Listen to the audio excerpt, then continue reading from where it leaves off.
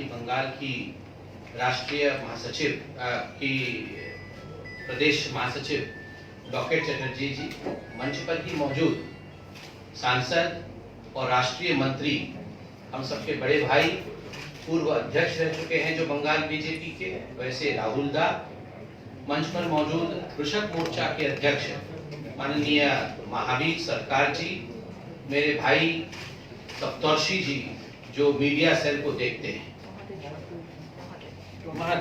महादेव सरकार। बंधुगण, आप जानते हैं कि आज एक बहुत महत्वपूर्ण दिन है।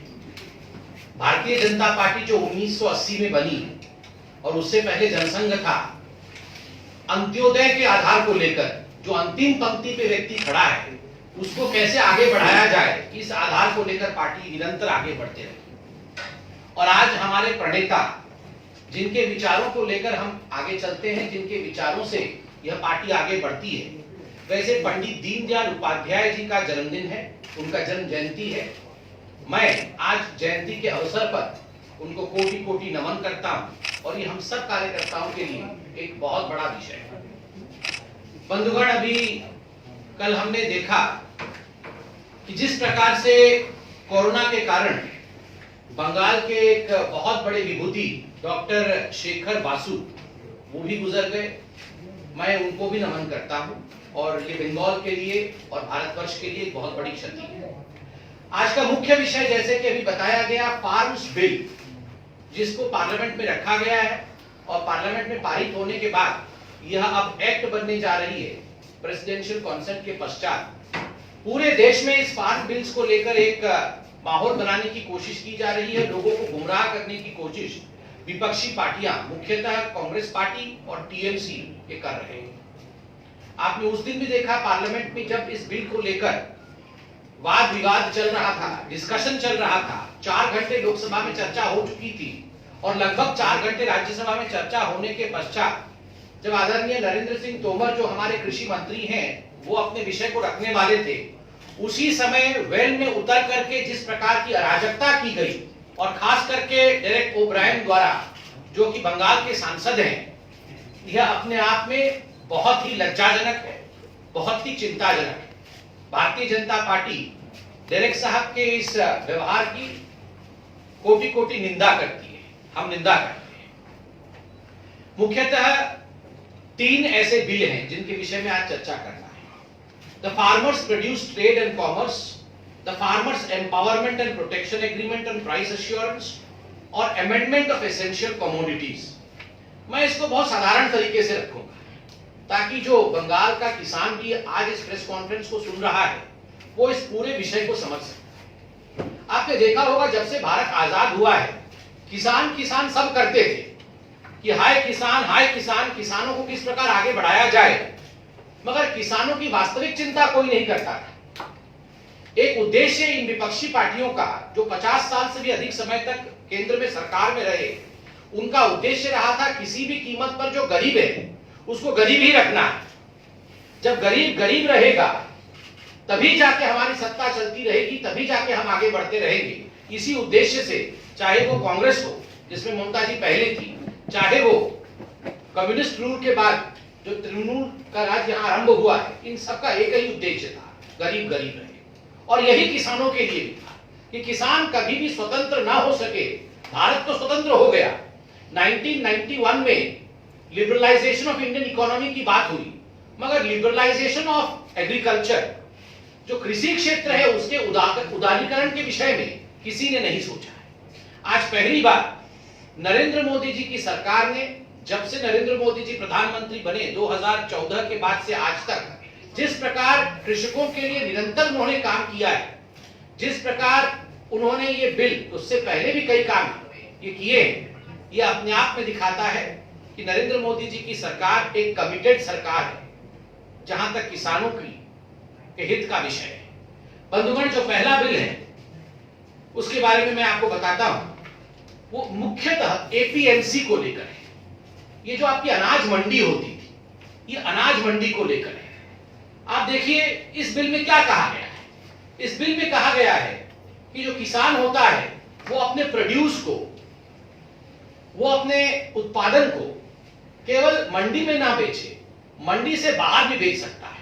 ये जो मंडी एपीएमसी होता था, ये एपीएमसी कानून राज्य का कानून होता था, और इस एपीएमसी कानून के माध्यम से एक बैरियर, एक बाढ़ लग जाता था, कहीं ना कहीं एक रुकावट होती थी किसान और जो खरीदने वाले होते हैं उनके बीच में।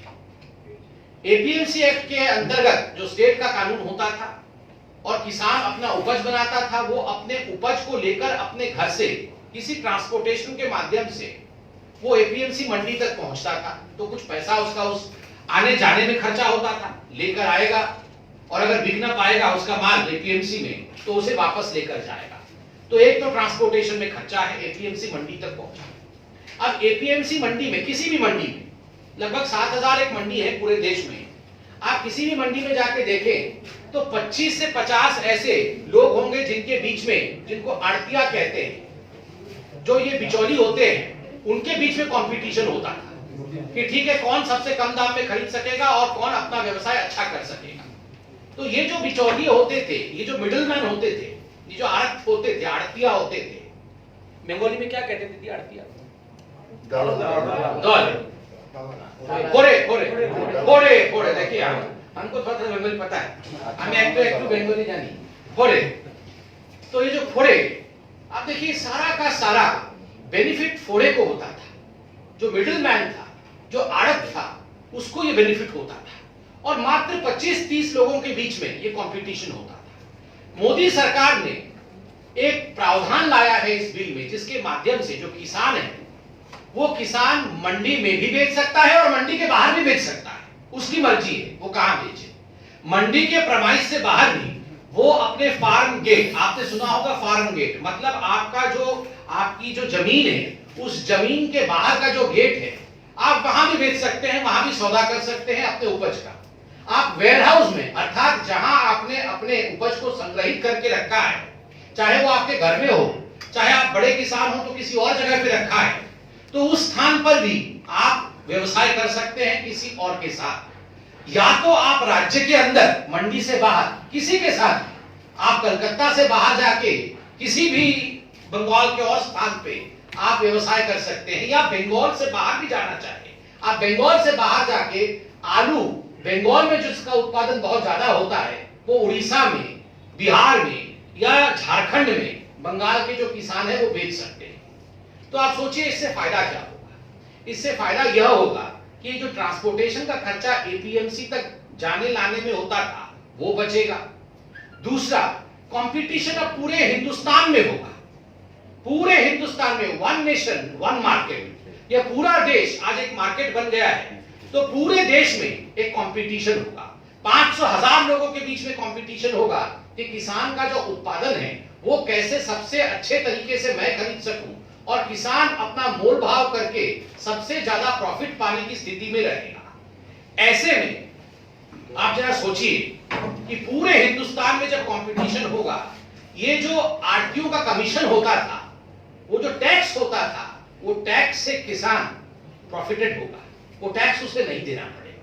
पहले आप उदाहरण दे रहा हूं, पंजाब में आप देखिए, पंजाब में एपीएमसी के मंडी में 8.5% का टैक्स होता था, 8.5% टैक्स।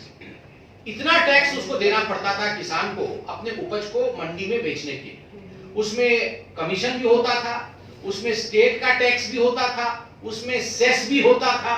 ये सब कुछ मिला के लगभग 8.5% का टैक्स पंजाब में था। हर राज्यों का अपना अलग अलग तरीके का टैक्स पैटर्न है, किंतु टैक्स तो देना ही पड़ता था। तो अगर सही मायने में कहा जाए, ये जो एपीएमसी को रिफॉर्म किया है, ये जो बिल नरेंद्र मोदी जी की सरकार ने पारित किया है, सही मायने में ये किसान को कर मुक्त करने की योजना है। आज किसान मंडी का जो कर, मंडी का जो टैक्स देता था, उस कर से वो मुक्त हो गया है। दूसरी बात, जब किसान मंडी आता था और अपने उपज को बेचता था, तो कोई जरूरी नहीं है कि इसकी पेमेंट कब होगी, महीनों भर बाद भी पेमेंट हो सकती थी, कई बार तो सालों खिंच जाते थे पेमेंट आते आते। मगर इस बिल में एक प्रावधान किया गया है कि किसी भी कीमत पे 3 दिन के अंदर पेमेंट करना है। वैसे तो पेमेंट तत्क्षणात करना है, उसी दिन जिस समय आप खरीदे उसी समय पेमेंट कर देना है, किंतु किसी कारणवश यदि आगे पीछे की कोई छुट्टी के दिन पड़ते हैं, मैंने आज शुक्रवार है, शुक्रवार के दिन किसान जाके बेचता है, शनिवार और रविवार बैंक बंद है, तो किसी भी कीमत पर सोमवार तक उसे पैसा मिल जाना चाहिए। 3 दिन से देरी नहीं हो सकती है। आप बताइए ये किसान के लिए कितना बड़ा विषय है। 3 दिन के अंदर, वैसे तो उसी दिन, वरना अगर छुट्टी है तो 3 दिन के अंदर पैसा मिल जाना, ट्रांसपोर्टेशन का खर्चा बच जाना, 8.5% तक डिपेंडिंग ऑन किस स्टेट में है उतना टैक्स बच जाना, और दूसरी बात उसकी मर्जी उसे किसे देना है उस प्रकार वो अपना व्यवसाय कर सकता है। तो एक तरह से अगर सही मायने में कहा जाए तो this is liberalisation of not only agriculture, this is liberalisation of every single farmer in the country. हर एक कृषक जो इस देश में है उसको एक तरह से आजादी के बाद पहली बार आजादी मिली है, ये उसकी आजादी की लड़ाई है। बंधुगण, अब दूसरा जो अमेंडमेंट किया गया है यह कॉन्ट्रैक्ट फार्मिंग को लेकर है। देखिए, कॉन्ट्रैक्ट फार्मिंग के विषय में आपने पहले भी सुना होगा।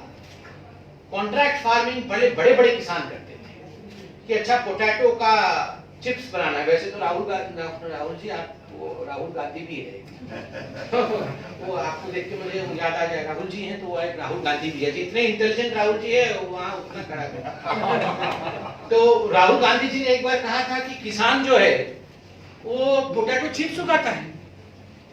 आपको याद होगा, पोटैटो चिप्स उगाता है।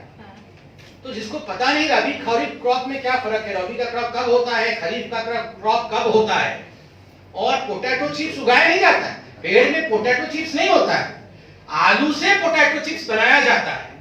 तो इसलिए आप देखिए, बड़े पहले जो ये आलू उत्पादक थे पंजाब इत्यादि में, इन्होंने बड़े चिप्स कंपनियों के साथ, जिनका नाम मैं नहीं लूंगा, मगर उन कंपनियों के साथ उन्होंने एक जॉइंट वेंचर किया, कॉन्ट्रैक्ट किया, जिसके कारण बहुत प्रॉफिट हुआ। वैसे ही टोमेटो केचप के लिए बड़े जो टोमेटो ग्रोअर्स थे, जो टोमेटो बनाते थे, वो लोग उगाते थे, उन लोगों ने टोमेटो केचप बनाया कॉन्ट्रैक्ट फार्मिंग के माध्यम से। जो इतने बड़े फार्मर्स के लिए, और कुछ राज्यों में ये प्रावधान था, तो पूरे हिंदुस्तान के छोटे और मझोले किसानों को ये बेनिफिट क्यों न मिले, ये एक सवाल बहुत महत्वपूर्ण था। और मैं धन्यवाद देता हूं मोदी सरकार को कि मोदी सरकार ने जिस प्रकार से इस बिल में एक लेआउट डाला है कि आगे चलकर कॉन्ट्रैक्ट प्रत्येक फार्मर कैसे कर सकता है, प्रत्येक किसान कैसे कर सकता है। इसमें 2-3 चीज महत्वपूर्ण है। जो छोटे जिनके कई छोटे बीघे जमीन होते हैं, 2 बीघा जमीन हो गया, 1 बीघा जमीन हो गया, तो छोटे किसान होते हैं, वो कैसे कॉन्ट्रैक्ट करेंगे? तो they can come together as FPOs. ये जो आपके एफपीओ के माध्यम से, फार्मर प्रोड्यूसर ऑर्गेनाइजेशन के माध्यम से ये एक हो सकते हैं, और जो इनका प्रोक्योरर होगा उस प्रोक्योरर के साथ ये कॉन्ट्रैक्ट में जा सकते हैं। और जैसे कि आपने देखा होगा, पार्लियामेंट में भी हमारी सरकार ने कहा है कि पूरे देश में हम 10,000 से अधिक एफपीओ स्थापित करेंगे। 10,000 से अधिक एफपीओ पूरे देश में स्थापित करेंगे, और इस पूरे प्रोसेस को अच्छे से सुचारू रूप से ये कैसे आगे चले, इसको हम इंसेंटिवाइज करेंगे, इसको हम आगे बढ़ाएंगे एफपीओ के माध्यम से। अब जब कॉन्ट्रैक्ट खेती होती है उसमें 2-3 महत्वपूर्ण बात है। अगर एक छोटा फार्मर है, फार्मर किसके साथ कॉन्ट्रैक्ट कर सकता है? फार्मर किसी भी होलसेलर के साथ कॉन्ट्रैक्ट कर सकता है, किसी भी रिटेलर के साथ कॉन्ट्रैक्ट कर सकता है, किसी भी प्रोसेसर के साथ, कोई केचप बनाने वाला है उसके साथ भी वो कॉन्ट्रैक्ट कर सकता है, किसी भी एक्सपोर्टर के साथ जो एक्सपोर्ट करता है उसके माल को, या रखता है क्षमता उसके माल को एक्सपोर्ट करने की, उनमें से किसी के साथ भी फार्मर कॉन्ट्रैक्ट कर सकता है। अब ये जो कॉन्ट्रैक्ट करता है, इस कॉन्ट्रैक्ट में सबसे महत्वपूर्ण विषय है कि फार्मर को कई कदमों ऊपर रखा गया है। जिस कॉन्ट्रैक्ट कर्ता से उससे अधिक ऊपर फार्मर को रखा गया है। अधिकतम जो अधिकार है वो फार्मर के पास है। कैसे? फार्मर और जो करार करता है, जो कॉन्ट्रैक्ट जिसके साथ होता है, अगर इन दोनों ने तय किया कि हमें आलू उगाना है, तो इन लोगों ने पहले से ही तय कर देना है कि आलू किस रेट में उगेगा। मिनिमम प्राइस पहले से फिट कर देना है। कि पिछले कई वर्षों तक स्टडी में देखा जाता है कि जो उत्पाद में खर्च आता है और जो खर्च आता है आपके मशीन इत्यादि लगाने में, ये सब मिला के सोचिए 10 रुपए प्रति केजी का खर्चा आलू में आता है। तो ये 10 रुपए प्रति केजी मैं भुगतान करूंगा गरीब किसान को, ये जो कॉन्ट्रैक्टर है ये लिख के देगा। और ये करार होगा, करारकर्ता और फार्मर के बीच में 10 रुपए प्रति केजी का करार हो जाएगा। बाद में जब उत्पादन आ जाएगा मार्केट में और उस समय मालूम पड़ा कि 10 रुपए से अधिक 25 रुपए उस समय मार्केट प्राइस चल रहा है, तो जो करार करता है उसको 25 रुपए पर केजी देना पड़ेगा। 10 रुपए में मिनिमम प्राइस एश्योरेंस करके इन्होंने कॉन्ट्रैक्ट किया, किंतु बाद में 25 रुपए भी करना पड़ेगा अगर मार्केट प्राइस 25 रुपए का उस समय। केवल कॉन्ट्रैक्ट में प्राइस का नहीं, तो एक तरह तो प्राइस एश्योरेंस हो गया कि इतना प्राइस तो मुझे मिलने वाला है, तो किसान संतुष्टि की ओर बढ़ता है, किसान चैन की नींद सो सकता है, क्योंकि किसान को डर होता था पहले कि क्या होगा अगर मेरे फसल की बर्बादी हो जाती है। इसमें एक प्रावधान रखा गया है, चाहे ओलावृष्टि हो, चाहे बारिश हो, चाहे बाढ़ हो जाए, चाहे टिड्डी दल आक्रमण करे, और किन्हीं भी नेचुरल कैलेमिटी के कारण अगर आपकी फसल में बर्बादी होती है, फसल बर्बाद हो जाता है, तो भी जो करार हुआ है वो बरकरार रहेगा और करारकर्ता वो पैसा आपको देगा। आप फार्मर को, किसान को वो पैसा भुगतान करेगा, चाहे ओला के कारण या किसी भी वृष्टि के कारण, अतिवृष्टि के कारण अगर ये फसल बर्बाद होता है। तो कितना सुंदर करार है, आप बताइए, कितना बढ़िया प्रावधान। तीसरी बात, केवल इतना ही नहीं, इसके साथ साथ जो भी टेक्नोलॉजी की आवश्यकता पड़ेगी, जैसे कि किसी मॉडर्न टेक्नोलॉजी की आवश्यकता पड़ी, जैसे कि किसी मॉडर्न फार्मिंग डिवाइस की आवश्यकता पड़ी, किसी फार्मिंग इंटेलिजेंस की आवश्यकता पड़ी, खाद की आवश्यकता पड़ी, कोई इंफ्रास्ट्रक्चर बनाने की आवश्यकता पड़ी अच्छे फसल के लिए, ये सब करारकर्ता करेगा, ये सब कुछ करारकर्ता करेगा। किंतु जो यहाँ विषय फैलाया जा रहा है, भ्रमित किया जा रहा है कि क्या करारकर्ता की जो अडानी अंबानी करारकर्ता होंगे वो आपकी जमीन ले लेंगे? कोई जमीन नहीं लेगा किसान का। किसान का जमीन किसान का ही होगा। कोई भी बड़ा व्यवसायी, कोई भी करारकर्ता क्यों ना हो, कोई भी कॉन्ट्रैक्टर क्यों ना हो, कोई किसान की जमीन को हड़प नहीं सकता है। ये बड़े स्पष्ट रूप से इस बिल में रखा हुआ है। चौथी और आखिरी बात, देखिए, इस पूरे प्रोसेस में कभी कभी ऐसा भी हो सकता है कि जो कॉन्ट्रैक्टर है और जो फार्मर है उनके बीच में कुछ अनबन हो जाए, हो सकता है कि जो करार उसमें कुछ गलती आ जाए, तो ये दोनों रिड्रेसल सिस्टम में जा सकते हैं और किसी भी राज्य के किसी भी किसान का सबसे पास का इकाई जो सरकार की होती है वो एसडीएम का ऑफिस होता है। तो एसडीएम के ऑफिस में दोनों करारकर्ता और किसान जाएंगे, अपने प्रॉब्लम को रिड्रेस करेंगे, और सबसे बड़ी बात है एसडीएम बाध्य है कि 30 दिन के अंदर, with in a span of 30 days, he has to deliver a judgment। 30 दिन के अंदर निपटारा होगा। और निपटारा भी कैसे?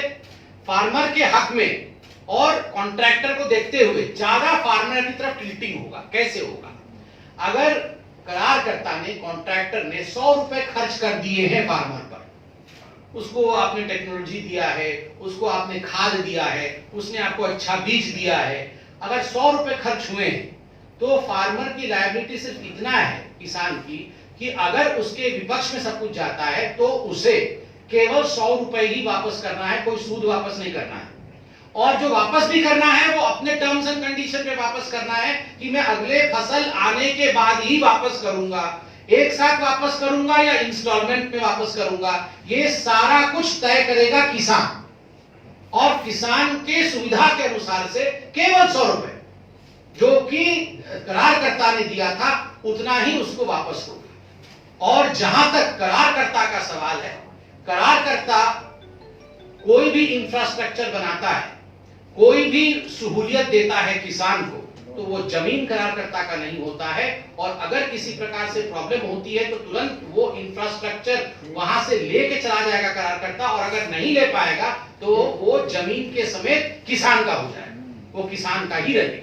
तो आप सोचिए, everything is in favour of the farmer, सब कुछ किसान के हक में ही। और अंतिम जो 2 बिलों के विषय में तो मैंने बात किया, और अंतिम है एसेंशियल कमोडिटीज एक्ट का अमेंडमेंट। ये जो एसेंशियल कमोडिटीज एक्ट था, इसके अमेंडमेंट के विषय में भी बता दूं। बंधुगण, ये एसेंशियल कमोडिटीज एक्ट 1955 का बना हुआ है और मुख्यतः ये डिफेंस एक्ट 1943 के अनुसार है। उस समय जब भारत आजाद हुआ था या उसके पहले वर्ल्ड वॉर 2 और बहुत भयानक, क्योंकि मैं बंगाल उड़ीसा से हूँ, आप लोग बंगाल के हैं, आप जानते हैं उस समय किस प्रकार का दुर्भिक्ष, फैमिन, हम लोग उड़िया में दुर्भिक्ष बोलते हैं, दुर्भिक्ष, किस प्रकार का अकाल पड़ा था, महाअकाल पड़ा था, किस प्रकार का उस समय फैमिन हुआ था। तो that was the era of scarcity. उस समय पूरे भारतवर्ष में एक कालखंड ऐसा था जिसमें भारतवर्ष के पास खाद्यान्न नहीं थे। खाद्यान्न के लिए यूएस के ऊपर डिपेंड होना पड़ता था, वहां से चावल आती थी, तब हमारे लोग खाते थे। आपको याद होगा वो शिपमेंट में आती थी PL 480 वो चावल, PL 480 गेहूं वहां से आता था और उसके बाद हमारे यहाँ के लोग भोजन कर पाते थे। That was an era of scarcity. जब एरा ऑफ स्कैरसिटी थी उसको मद्देनजर रखते हुए एक एसेंशियल कमोडिटीज एक्ट बनाया गया था, ताकि जो सरकारें होती हैं, सरकारों के हाथ में कंट्रोल रहेगा, किसका उपज बढ़ाना है, किसका उपज घटाना है, किसकी मार्केटिंग करनी है, किसको अभी स्टॉक रोक लेना है, किसका स्टॉक खोलना है, ये सारा कंट्रोल सरकार के हाथ में रहता था। और चूंकि ये सरकार के हाथ में रहता था, और खास करके cereals, potatoes, onion, edible oil, इन महत्वपूर्ण चीजों का, तो कोई भी जो हमारा प्राइवेट इन्वेस्टर होता था, कोई भी प्राइवेट व्यक्ति होता था, कोई भी बड़ा बिजनेसमैन होता था, वो इस पूरे विषय में निवेश करना नहीं चाहता था, इन्वेस्ट करना नहीं चाहता था, क्योंकि उसको लगता था मैं इतना बड़ा सा गोदाम बना दूं, मैं एक कोल्ड स्टोरेज बनाऊं, तो फायदा क्या है, कल को उसमें मैं आलू रखूंगा, सरकार आके मेरी आलू ले जाएगी, एसेंशियल कमोडिटीज एक्ट के नाते। इसलिए वो किसी प्रकार का इन्वेस्टमेंट नहीं करते। From an era of scarcity, India has today transformed to era of excess, surplus. आज हमारे पास सरप्लस मैन्युफैक्चरिंग है, हमारे पास सरप्लस प्रोडक्शन है। आप देखिए, केवल व्हीट को देखिए, गेहूं 10 गुना हमारा उत्पादन बढ़ा है, 10 मिलियन टन से लेके 100 मिलियन टन तक हम गए। चावल, पैडी, ये 4 टाइम्स हमारा उत्पादन बढ़ा है, 25 मिलियन टन आजादी के समय, और अब 110 मिलियन टन, 4 गुना बढ़ा है।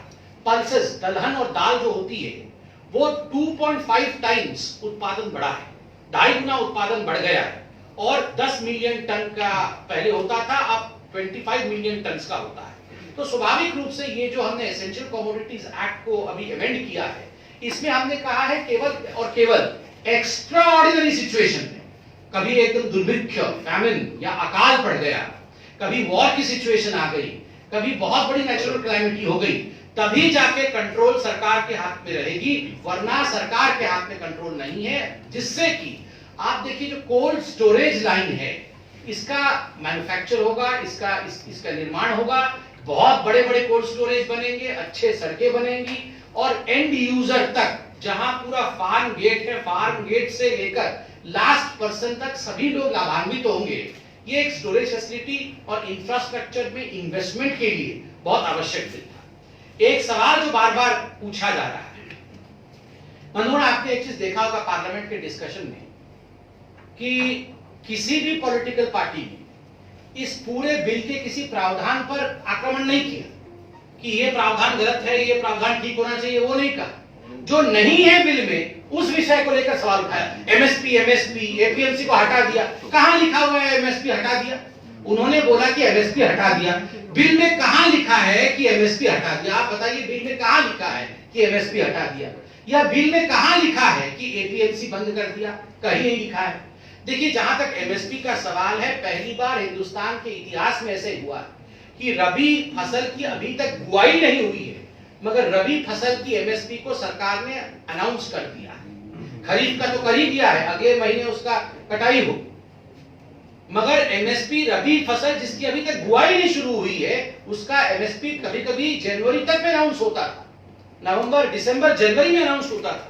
सितंबर के महीने में सरकार ने रबी फसल की एमएसपी को अनाउंस करके, वो भी बढ़े हुए एमएसपी को अनाउंस करके, एक तरह से जो विपक्ष के लोग भ्रम फैलाने की कोशिश कर रहे थे, उनके मुंह को बंद किया है और उनके काले चेहरे को उजागर किया है, कि जो काली नीयत है उनकी, उनके दिल में जो काला खोट है, उसको उजागर कर दिया है। एमएसपी को लेकर मैं 2-3 चीजें कहना चाहूंगा। एक सवाल बार-बार उठ रहा है कि एमएसपी को आपने बिल में क्यों नहीं रखा है? आपकी नीयत इतनी अच्छी थी तो एमएसपी को बिल में रखना चाहिए। बंधुगण, आप बताइए, 50 साल कांग्रेस ने राज किया, बाकी पॉलिटिकल पार्टीज ने भी 1947 के बाद राज किया, किसी ने आज तक एमएसपी को बिल में रखा था क्या?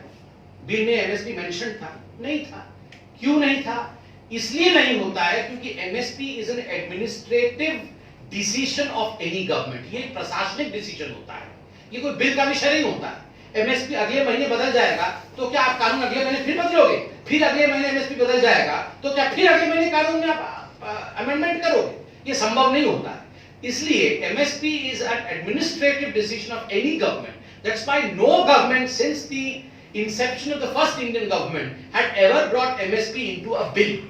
वो एक प्रशासनिक डिसीजन होता है और आपने देखा कि शुरू से ही ये जो एडमिनिस्ट्रेटिव डिसीजन है ये मोदी गवर्नमेंट ने लिया है। मैं इतना बताना चाहूंगा जहां तक एमएसपी का सवाल है, और इससे समाप्त भी करूंगा अपने प्रेस कॉन्फ्रेंस को, कि आप देखिए 2013-14 से लेकर 2019 तक एमएसपी जो व्हीट का, गेहूं का था वो 41% बढ़ा है, पैडी का, चावल का था वो 43% बढ़ा है, पल्सेस जो दाल का था वो 65% बढ़ा है। और केवल एमएसपी नहीं, प्रोक्योरमेंट जो खरीदती है पीडीएस सिस्टम के माध्यम से हमारी सरकार, उसमें भी बहुत बड़ा इजाफा हुआ है। गेहूं का प्रोक्योरमेंट 73% बढ़ा है बनिस्बत 2014।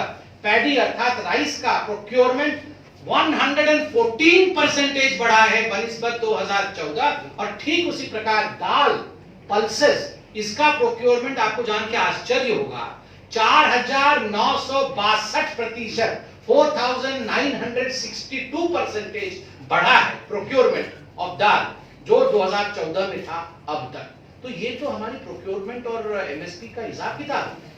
आज तक स्वामीनाथन कमीशन ने 2006 में जो कहा था, और खुद स्वामीनाथन जी ने टाइम्स ऑफ इंडिया में एक आर्टिकल लिख के ये माना था कि जो मेरा सपना था उस सपने को साकार करने का काम नरेंद्र मोदी जी ने किया है। जो स्वामीनाथन कमीशन ने कहा था 1.5 गुना एमएसपी देने का काम पहली बार नरेंद्र मोदी जी की सरकार ने भारतवर्ष में किया है। इसके लिए वो बधाई के पात्र हैं। और केवल एमएसपी ही नहीं, आप देखिए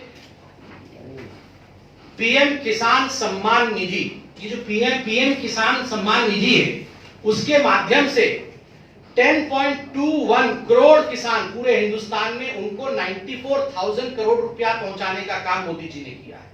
17 करोड़ किसानों को सॉइल हेल्थ कार्ड देने का काम किया है। 1 लाख करोड़ का एग्रीकल्चर इंफ्रास्ट्रक्चर फंड दिया गया है। साथ ही साथ पीएम फसल बीमा योजना में लगभग 14 करोड़ किसानों को लाभान्वित किया गया है। बंधुगण, चूंकि मैं बंगाल में हूं, 2-3 विषय बंगाल के बारे में बोलना आवश्यक है।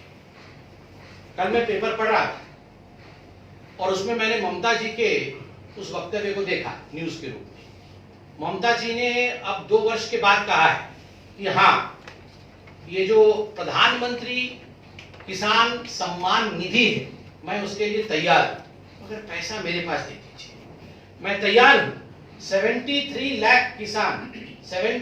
लाख किसान बंगाल के हैं जिनको कि 2 वर्षों तक ममता जी की सरकार ने 6,000 रुपए प्रति वर्ष जो डायरेक्ट बेनिफिट ट्रांसफर के माध्यम से मोदी सरकार उनके खाते में भेजती थी, उससे वंचित रखा। मैं आज बंगाल के तमाम चैनलों के माध्यम से किसी भी किसान को, जो बंगाली किसान है और जो मुझे सुन रहा है, मैं उसे कहना चाहता हूं कि आपको ममता जी ने 6,000 रुपए प्रति वर्ष जो मोदी जी आपके लिए भेज रहे थे उससे वंचित रखा, बीच में खड़ी रही, अड़ी रही और ये सुनिश्चित किया कि आपका पैसा आप तक ना पहुंचे। ये बहुत ही निंदनीय है। बंधुगण, वो चाहती है कि पैसा, अब क्योंकि आप प्रेशर में आ गई, उनको लग रहा है कि अच्छा मेरे किसान कहीं मेरे खिलाफ रिवोल्ट न कर, तो अब वो बोल रही पैसा मुझे दो, पैसा मुझे दो, मैं दूं। इसमें भी कटमनी चाहती है, इसमें भी कटमनी चाहती है। कृषि चाइना, शिल्प चाइना, चाहे शुद्ध कटमनी। मुझे पता है ये जो सिंगूर में थी तो बोल रही थी कि नहीं हम शिल्प चाइना, हमें कृषि चाइना।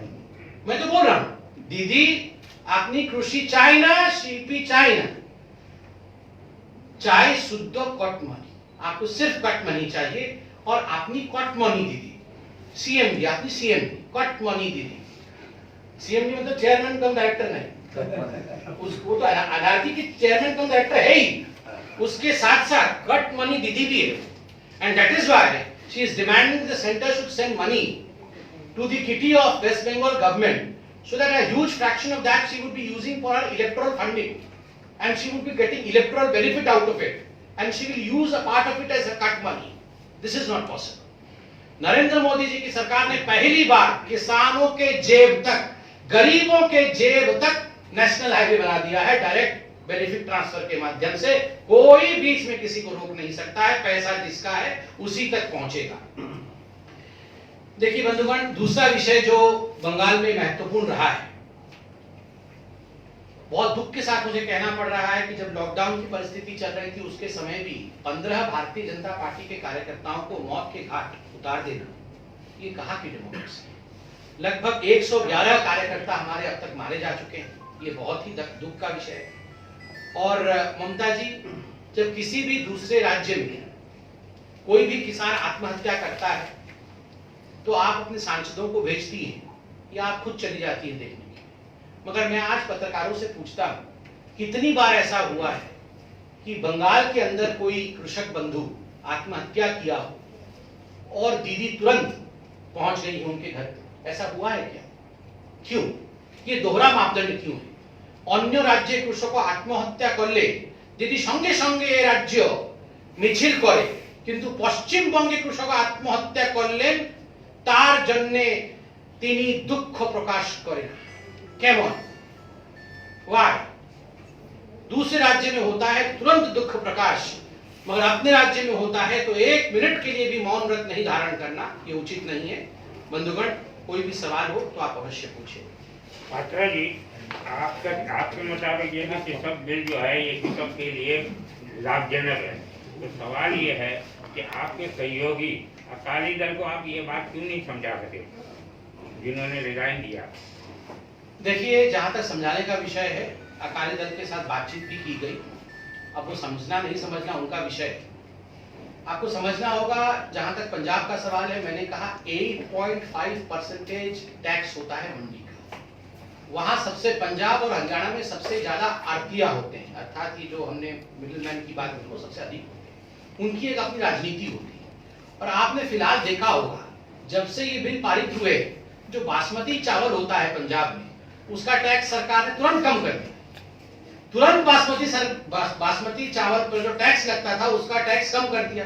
आप आगे आगे देखिए कितने टैक्स कम होंगे और आप देखिए कितना बेनिफिट ये पंजाब के किसानों को मिलेगा। लोग भटकाने की कोशिश कर रहे हैं, मगर किसान बुद्धिमान है, किसान सब समझता है। कमित जी, 2 सवाल है। एक है, ये बिल के पहले भी किसान चाहते थे तो मंडी में बेच सकते थे, और नहीं चाहते तो मंडी के बाहर भी बेच सकते थे। नया तो कुछ नहीं लग रहा है। वो भी सिस्टम जो था अभी भी है, कृषक कहीं भी बेच सकते थे।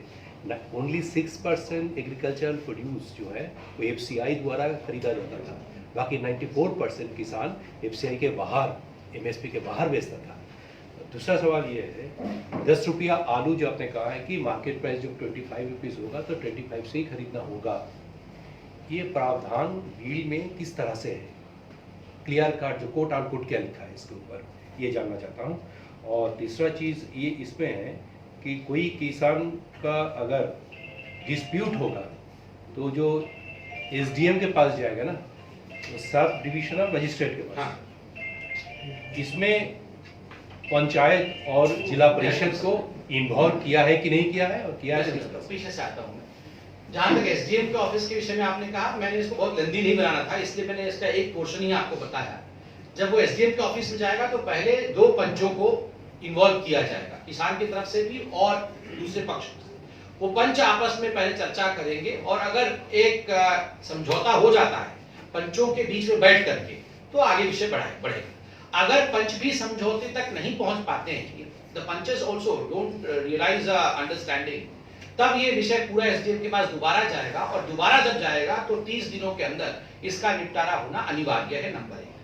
नंबर 2, आपने कहा वर्बैटिम वो जो 25 रुपए किलो भी हो जाएगा तो वो, I am not carrying a bill, so I would not be, I don't remember the वर्बैटिम also, but it's for sure. इसमें आप चिंता बिल्कुल ना करिए। जो रियलाइजेशन प्राइस मार्केट में होगा, जिस समय उपज बन के आएगी, जिस समय उत्पादन आएगा, वो प्राइस रियलाइज करना पड़ेगा। ये जो पहला प्राइस जिस पे आप कॉन्ट्रैक्ट साइन करेंगे, वो एक एवरेज प्राइस होगा पहले के कुछ वर्षों का, जो कि दोनों किसान और करारकर्ता के बीच में एक अंडरस्टैंडिंग होगी, depending on the climatic situations, then depending on कि पहले किस प्राइसेस में आलू या टमाटर या ऑरेंज जो भी उत्पादन हो वो किस प्राइस में बिकता था, तो उसका एक एवरेज करके एक औसत निकाल के, औसत के आधार पर मिनिमम प्राइस फिक्स करके उस पर बिल साइन हो, और अगर ये प्राइस आगे बढ़ता है तो बढ़े हुए प्राइस पर ही देना पड़ेगा, ये बिल में क्लियर कट है।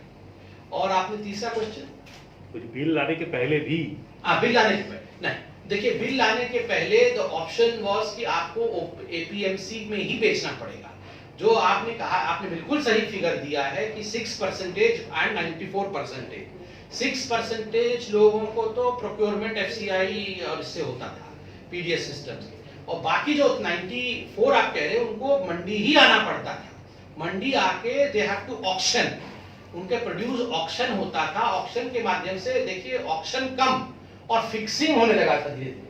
पहले तो ऑक्शन का प्रावधान था, मगर धीरे धीरे ये ऑक्शन का प्रावधान फिक्सिंग में बदल गया था, और ये मार्केट फिक्स करके कुछ 25-30 लोग ये डिसाइड करते थे प्राइस क्या होगा। अब इट्स अ ह्यूज कंपटीशन, अब जहां 25 लोग बैठे थे 500-1000 लोग आएंगे, अब कंपटीशन होगा। संबित जी, क्योंकि पश्चिम बंगाल में चुनाव भी सामने है, 2021 में विधानसभा के चुनाव भी होंगे। आपको पता होगा कि सिंगूर में 1000 एकड़ की जो जमीन जहां पे नैनो प्लांट बनना था, हालांकि जमीन वापस मिल गई फार्मर्स को, लेकिन वो लैंड जो है वो बिल्कुल भी कल्टिवेबल नहीं है। तो इस बारे में बंगाल स्पेसिफिक क्वेश्चन है, क्योंकि फार्म बिल्स भी आए हैं, किस तरीके से आप इसको एड्रेस करेंगे इस सिचुएशन को? देखिए जहां तक मैं जानता हूं, हो सकता हूं मैं गलत भी हूं, मगर दीदी 2 बार 3 बार जाके वो सरसों का ऐसे किया था, सरसों का बीज डाल के आया था, हुआ नहीं है। वो सिर्फ ऐसे ही बीज डालती है, कभी बीज पौधा नहीं बनता है। अभी तक लेफ्ट और टीएमसी एक ही काम कर रहे हैं, केवल बीज दिखाते हैं, आज तक पौधा नहीं बना और उसका फल बंगाल की जनता को मिला नहीं है। नंबर 1। नंबर 2, देखिए जो फार्म बिल इत्यादि आया है, जिन लोगों के ये जमीन होते हैं, आप जब कॉन्ट्रैक्ट में जाते हैं तो कॉन्ट्रैक्ट में there something called as farming intelligence, agriculture intelligence, बहुत सारे स्टार्टअप कंपनीज इसमें आए हुए हैं। कौन सा सॉइल किसके लिए प्रोड्यूस अच्छा दे पाएगा, इस सॉइल में अगर कल्टिवेबिलिटी नहीं है, इसको कैसे हम साइंटिफिकली सुधार सकते हैं, किस प्रकार से इरिगेशन इसका बढ़ा सकते हैं, इसमें जो निवेश करना है, इन्वेस्ट करना है, वो कॉन्ट्रैक्टर भी इन्वेस्ट करेगा। ये सब करके वहां प्रोड्यूस बढ़ाने की क्षमता की जा सकती है। This is a forward looking, actually this bill that we are talking about, it's a forward looking agriculture bill. जो भी फार्मर है और जो फार्मिंग अब इंडिया में होगा, वो फॉरवर्ड दृष्टिकोण के साथ होगा, पीछे देख के नहीं। पहले हम पीछे देख के, ये जमीन अच्छी नहीं है, यहाँ उपज हो नहीं सकती है, ये फसल अच्छा नहीं है, ये ज्यादा पैसा देता नहीं है, ये मौसम अच्छा नहीं है, इसमें वृष्टिपाती होती, बारिश होती है और इसमें ओला गिरता है, तो ये मौसम अच्छा नहीं है। अब टेक्नोलॉजी के माध्यम से हमें पीछे नहीं जाना है, हमें आगे की तरफ देखना है। तो मुझे लगता है इन सब चीज का इस्तेमाल करते हुए जो आपने सिंगूर के विषय में कहा है, इसमें भी आगे चल के कल्टिवेबल लैंड्स होंगे और उत्पादन बढ़ेगा। Pramit ji, I have a question for you, but that is something on a different topic altogether.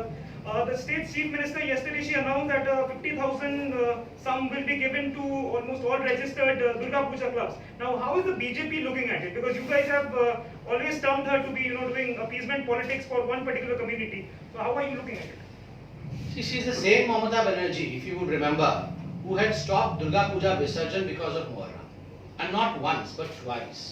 And both the times she was castigated by the High Court of Kolkata, by the courts in fact, and the courts had minced no words to castigate her.